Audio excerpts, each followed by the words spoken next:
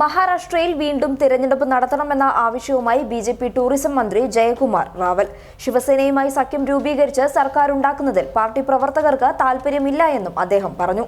പ്രവർത്തകർക്ക് മത്സരിക്കാൻ ഇനിയുമൊരു അവസരം നൽകുകയാണെങ്കിൽ മഹാരാഷ്ട്രയിൽ വീണ്ടും ബിജെപി സർക്കാർ രൂപീകരിക്കാൻ സാധിക്കുമെന്നാണ് ഇവരുടെ അവകാശവാദം. ശിവസേനയുമായി ധാരണയിലെത്തിയ സീറ്റുകളിൽ മത്സരിക്കാൻ കഴിയാത്തതിൽ നേതാക്കൾക്ക് കടുത്ത വിമർശനമുണ്ട്. ഈ സീറ്റുകളിൽ നേരിയ വ്യത്യാസത്തിലാണ് പരാജയപ്പെട്ടത്. അതേസമയം മുഖ്യമന്ത്രി ദേവേന്ദ്ര ഫട്നാവിസ് പാർട്ടി ദേശീയ അധ്യക്ഷനും ആഭ്യന്തരമന്ത്രിയുമായ അമിത്ഷായുമായി കൂടിക്കാഴ്ച നടത്തി.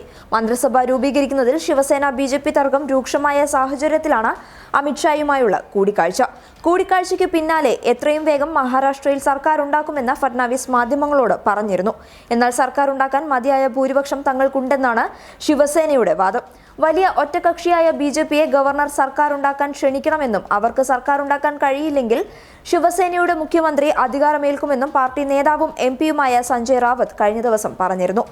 അങ്ങനെ ഏറ്റവും വലിയ ഒറ്റകക്ഷിയെ സർക്കാരുണ്ടാക്കാൻ വിളിച്ചാൽ 105 സീറ്റുള്ള ബിജെപിയാണ് ഗവർണർക്ക് വിളിക്കേണ്ടി വരിക. എന്നാൽ ബിജെപിക്ക് ഒറ്റയ്ക്ക് സർക്കാർ ഉണ്ടാക്കാനും കഴിയില്ല. 145 സീറ്റാണ് കേവല ഭൂരിപക്ഷത്തിന് വേണ്ടത്.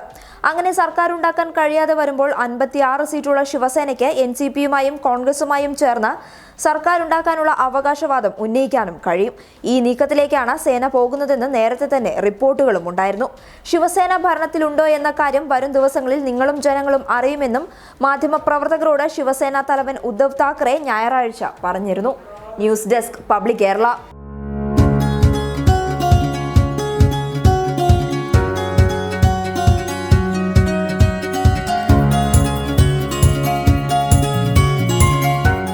ഇനി സേവനങ്ങൾ വിരൽത്തുമ്പിൽ. ബിസ്മി home nursing service, Anangoor, Kasaragod.